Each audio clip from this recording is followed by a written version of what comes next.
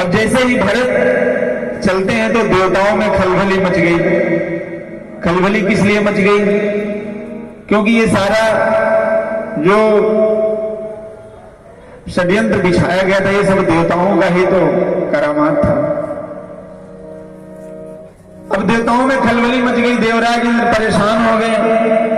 परेशान इसलिए हो गए कि अभी अभी तो राम जी वनवास गए हैं और अभी अभी ये इसको मनाने के लिए चल दिए हैं भरत। और राम जी तो इमोशनल व्यक्ति हैं और कहीं उनकी भावना में अगर राम जी वापस चले आए वन से तो सारा किया कराया बिगड़ जाएगा।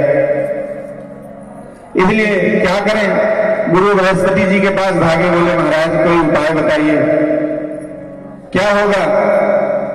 बोले मेरे पास कोई उपाय नहीं है। तो बोले फिर क्या करें? बोले वही करो जो पहले किए थे। तो बोले क्या करें? तो बोले सरस्वती माता जी के पास जाओ। माता सरस्वती जी के पास पहुंचते हैं।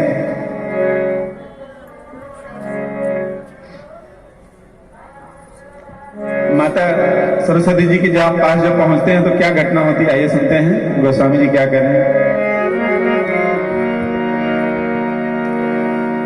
सूर्य ने सुमिर शारदा सराही, देवी देव शरणागत पाही, फेरी भरत मति कर निज माया, पालु विबुध मिल करि छल छाया, राम सिया राम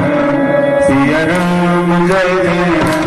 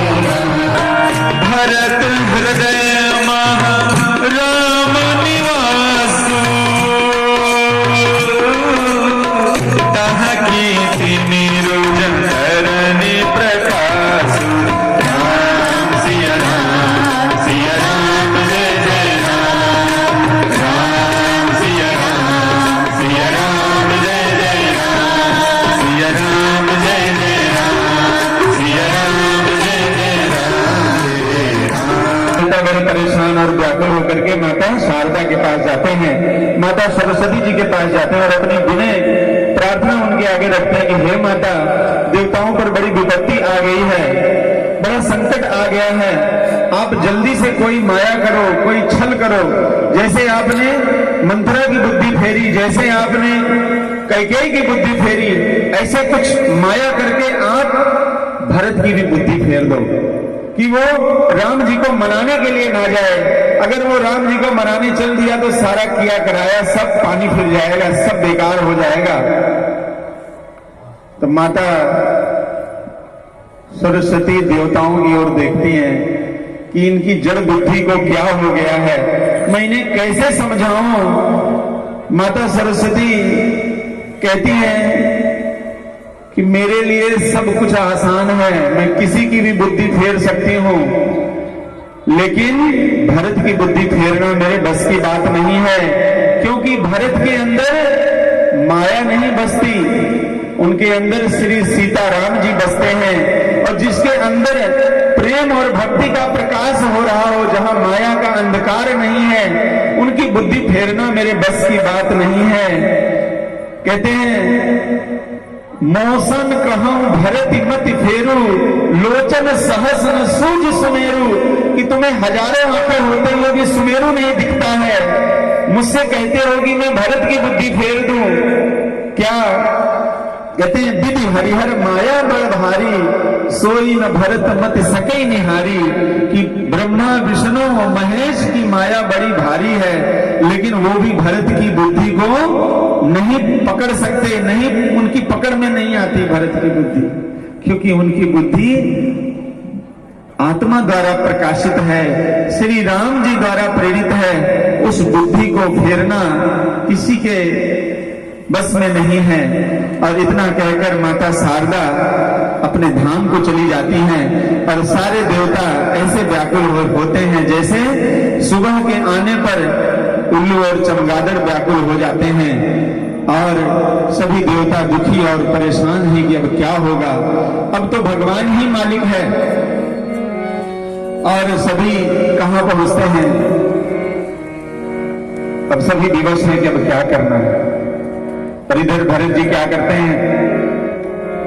सारे अयोध्या में यह समाचार पहुंच जाता है कि श्री राम जी के भाई भरत जी कल प्रातः काल श्री राम जी को वापस लिवाने के लिए जा रहे हैं। यह सुखद समाचार जिसने सुना, सबका हृदय आनंद से भर गया, सबका हृदय आनंद से भर गया कि भरत जैसा भाई कौन है इस संसार में, कि जो उनके विचारों से सारे प्रदेश में, सारी अयोध्या नगरी में इतना प्रेम और आनंद का वातावरण हो गया उनके आगमन से ही। और कहते हैं सभी व्यवस्था में लगे हैं कि श्री राम जी को छोड़ करके इस संसार में और बचता ही क्या है हमारे लिए।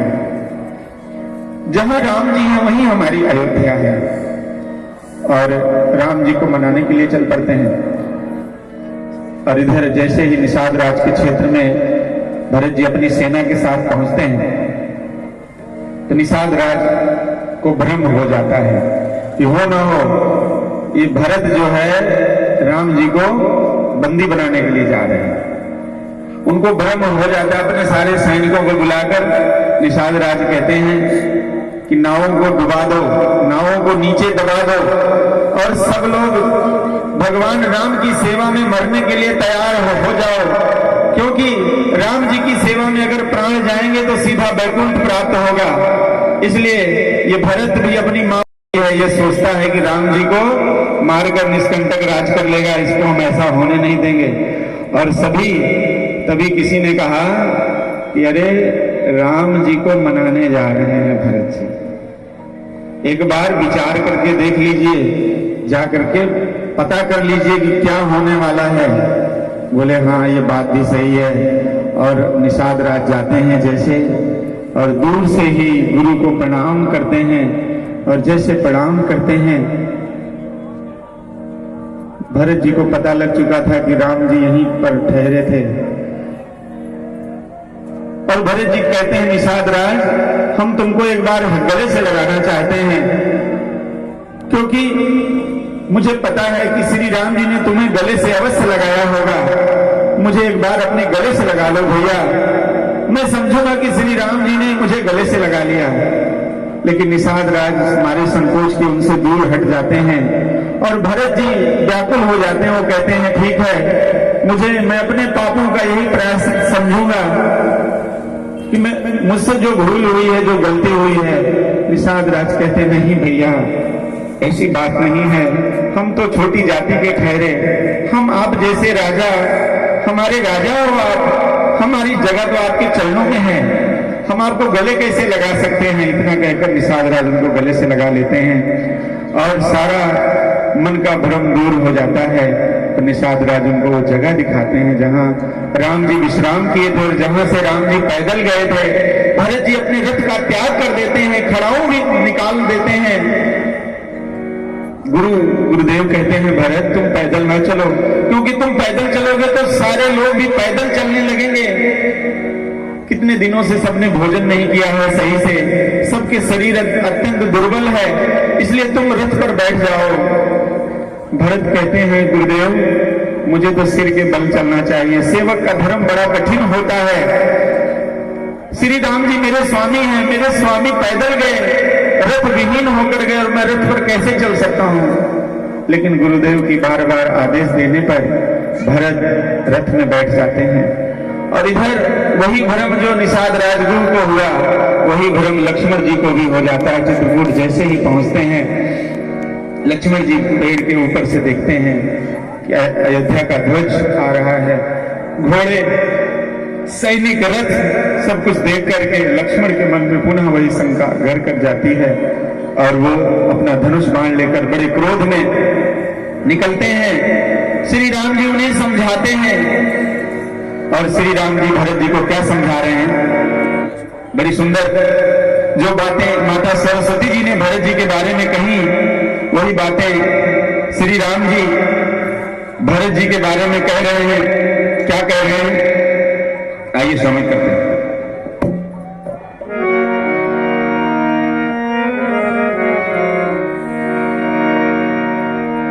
भरत ही होई न राज मधु, विधि हरि हर पद पाई, कब मुख कांजी सी करनी, क्षीर सिंधु बिन साई।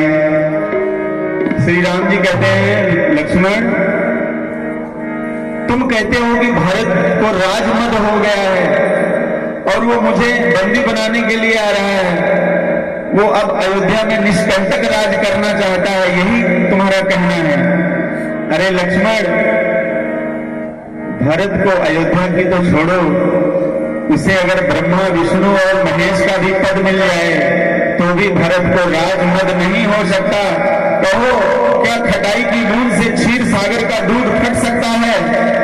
असंभव। इसी तरह से हे लक्ष्मण, भरत को राजमद नहीं हो सकता, क्योंकि भरत को मैं जानता हूं। और श्री राम जी भरत जी के विषय में कितनी सुंदर बातें कह रहे हैं, आइए सुनते हैं।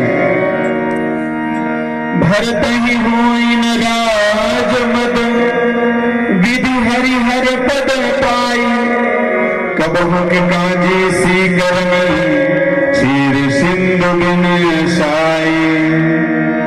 तिमिर तरुण तर नीमक बिलई, गगन मदन मधु मेघ ही लई।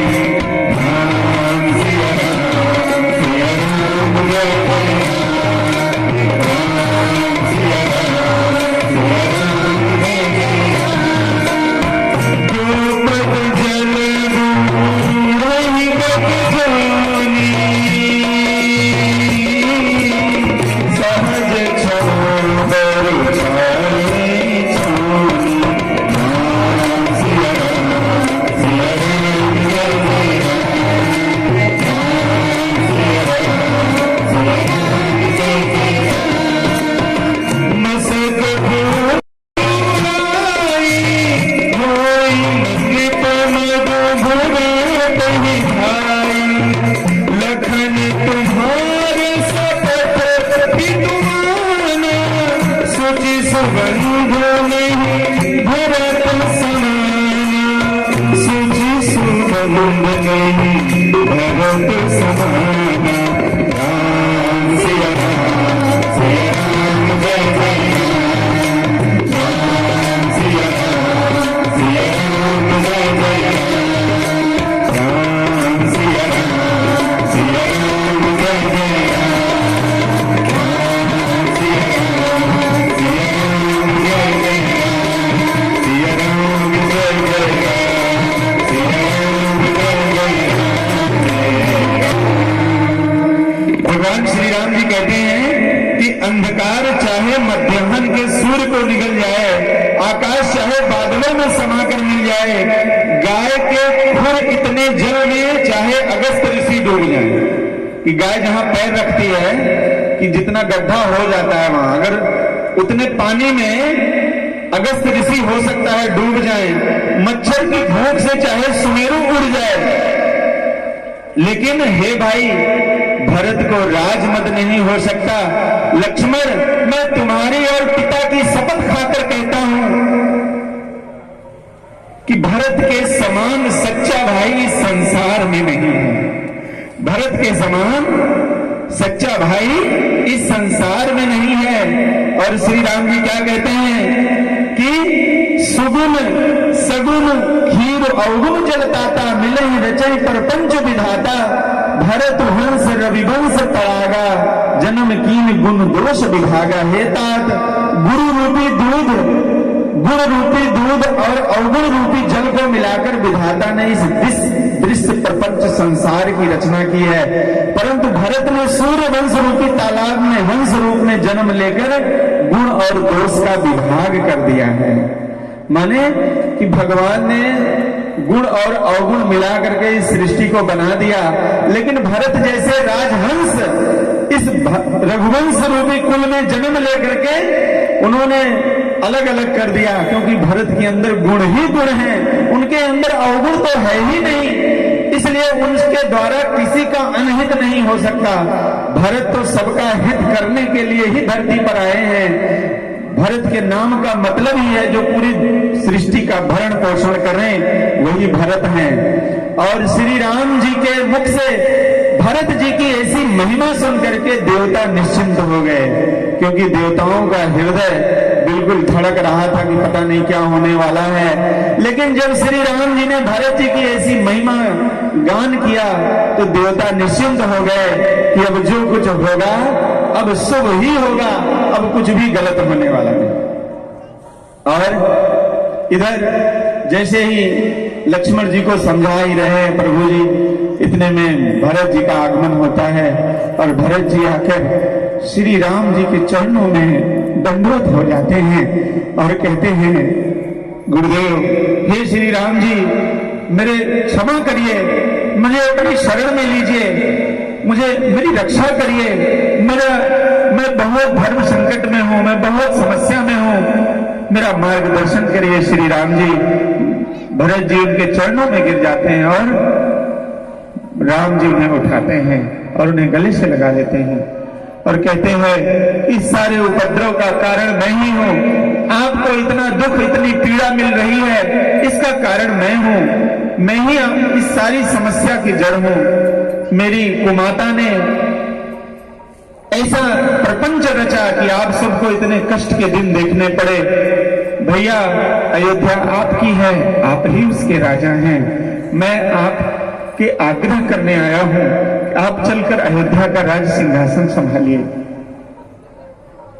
श्री राम जी बोले, भरत, मैं पिता की आज्ञा से आया हूं, मैं अपने माता पिता की आज्ञा से आया हूं, माता कैकेयी और पिता भरत के आदेश से आया हूं, गुरुदेव की आज्ञा से मैं आया हूं। और धर्म का पालन बहुत कठिन है, धर्म स्थानांतरित नहीं होता कि तुम मेरे धर्म का पालन कर लो, मैं जो है छोड़ देता हूं अपने धर्म को। धर्म व्यक्तिगत होता है, इसलिए मुझे वनवास हुआ है, यह वनवास मुझे ही काटना पड़ेगा।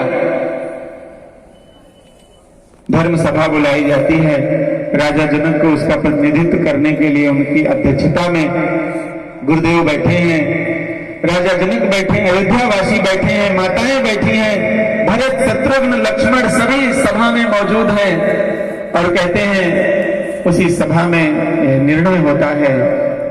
और राजा जनक पूछते हैं भरत से कि भरत, तुम राम जी के लिए क्या कर सकते हो?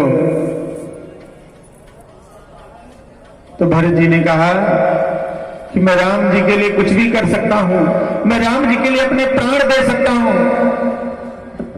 तो राजा जनक बोले, भरत, प्राण देना सरल है, कभी कभी अपने स्वामी के लिए जीना मुश्किल हो जाता है,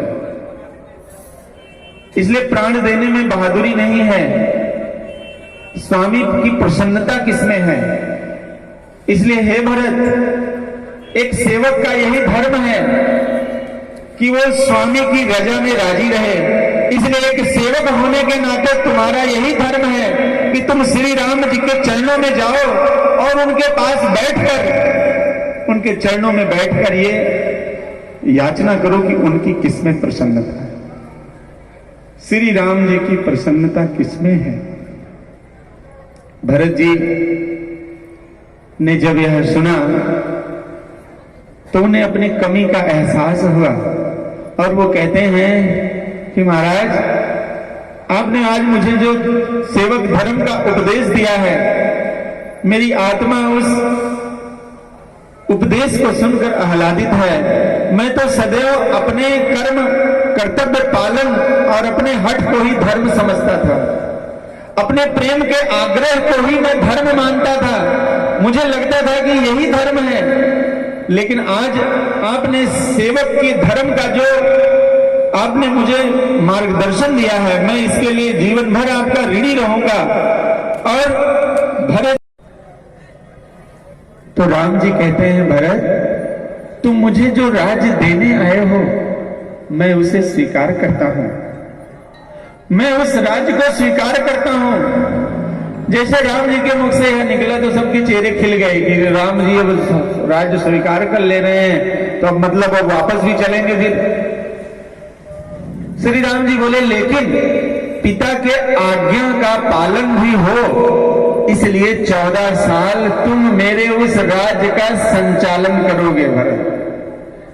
क्योंकि पिता के वचन का उल्लंघन न हो, पिता की आज्ञा है कि 14 साल मुझे वन में रहना है, तो मेरे इस राज्य का संचालन 14 साल तुम करोगे। यही पिता की आज्ञा है, यही मेरी भी इच्छा है। अब भरत जी ने जब सुना तो भरत जी ने कहा, भैया ये कैसा खेल है? राम जी ने कहा कि ये प्रेम का खेल है, ये प्रेम का खेल है। और जब प्रेम किया है तो ये मत देखो कि क्या हो रहा है, जो हो रहा है उसे स्वीकार करो। क्योंकि बचपन में जब दोनों भाई खेल खेलते थे तो जैसे ही खेल खेलने का समय आता तो लक्ष्मण कूद करके राम जी के पाले में पहुंच जाते कि मैं तो भैया राम की ओर से ही खेलूंगा, नहीं तो मैं खेलूंगा ही नहीं। अब चूंकि राम जी का खेल न बिगड़े, क्योंकि 4 भाई हैं तो एक पाले में 2 लोग रहेंगे, तो अब राम जी का खेल न बिगड़े, इसलिए भरत को मजबूरी में राम जी के विपक्ष में रहना पड़ता था। अब राम जी के विपक्ष में रहेंगे तो ये तो एक सेवक के लिए कहां ये मंजूर है। लेकिन अब राम जी का खेल ना बिगड़े, इसलिए विपक्ष में रहना ही उन्हें स्वीकार है और राम जी का खेल चलता रहे। बोले, प्रभु ये खेल, उस खेल में तो आप मेरे समक्ष होते थे, मैं भले ही विपक्ष में होता था, लेकिन आप मेरी नजरों के सामने रहते थे। मेरी आत्मा को संतोष रहता था कि चलो मैं विपक्ष में ही सही, लेकिन श्री राम जी के दर्शन तो हो रहे हैं। लेकिन भैया ये खेल बड़ा कठिन है, मैं 14 साल कैसे रहूंगा? 14 साल में आपके दर्शनों के बिना कैसे रहूंगा? मैं कुछ नहीं कर पाऊंगा। मैं तो नादान बालक हूं, मैं 14 साल कैसे ये राजपाट चलाऊंगा? तो प्रभु श्री राम कहते हैं, लक्ष्मण तुम्हारे साथ गुरुदेव जो हैं, तुम्हारे साथ गुरुदेव जो हैं, इन्हीं की कृपा से सब कुछ होगा। तुम राज्य में और मैं वन में, हम दोनों गुरु की कृपा से ही सुरक्षित रहेंगे। इसलिए गुरु तुम्हारे साथ है तो तुम्हें डरने की कोई समस्या नहीं है। हर कार्य गुरु का आशीर्वाद लेकर करोगे, सब कुछ उत्तम होगा, सब कुछ अच्छा होगा। क्योंकि गुरु जब साथ में है तो फिर डरना किस चीज का? और गुरु के बल संबल उन्हें प्रदान करते हैं और कहते हैं कि भरत जी अपने श्री राम जी के चरण वंदना करते हैं और उनकी खड़ाऊ लेकर के, उनके खड़ाऊ को लेकर के उन्हें कहा कि भैया मुझे आपकी खड़ाऊ चाहिए। तो राम जी ने पूछा कि खड़ाऊ का क्या करोगे? तो बोले, भैया अयोध्या के राजा तो आप ही हो, आपका स्थान कौन ले सकता है। इसलिए मैं 14 साल आपकी खड़ाओं को ही राज चिन्ह बनाकर उसको ही राज सिंहासन पर आसीन करके आपके आशीर्वाद लेकर मैं राज्य का संचालन करूंगा। इसलिए मुझे आपकी चरण पादुका चाहिए। और राम जी की चरण पादुका लेकर भरत जी चल पड़ते हैं।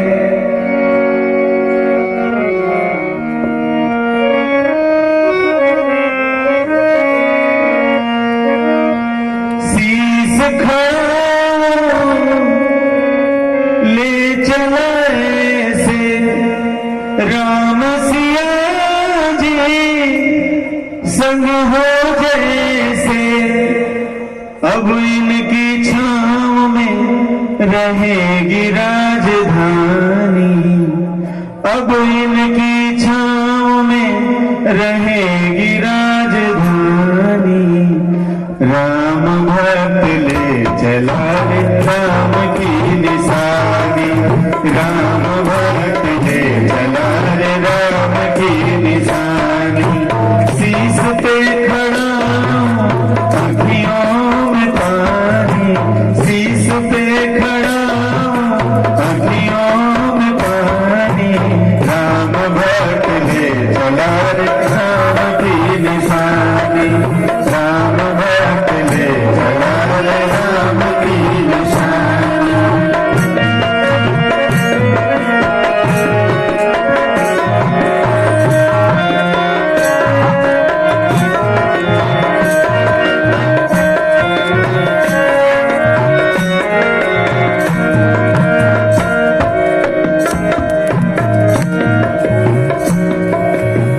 पल छिन लागे सदियों जैसे, 14 बरस कटेंगे कैसे।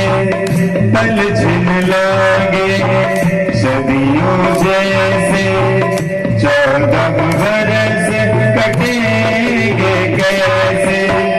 जाने समय क्या खेल रचेगा, कौन मरेगा कौन बचेगा।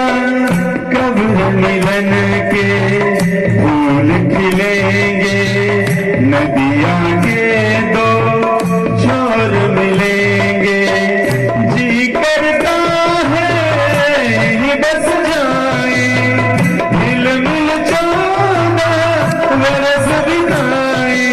राम बिन कठिन है एक घड़ी बितानी, राम बिन कठिन है एक घड़ी बितानी।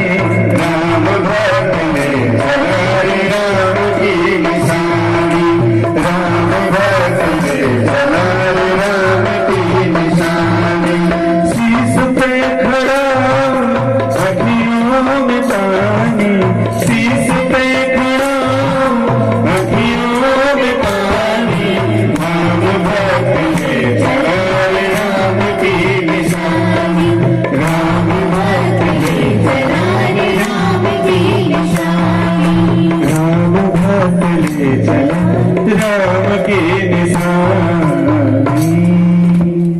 श्री भरत जी राम जी की चरण पादुका लेकर चल पड़ते हैं और अयोध्या आ जाते हैं।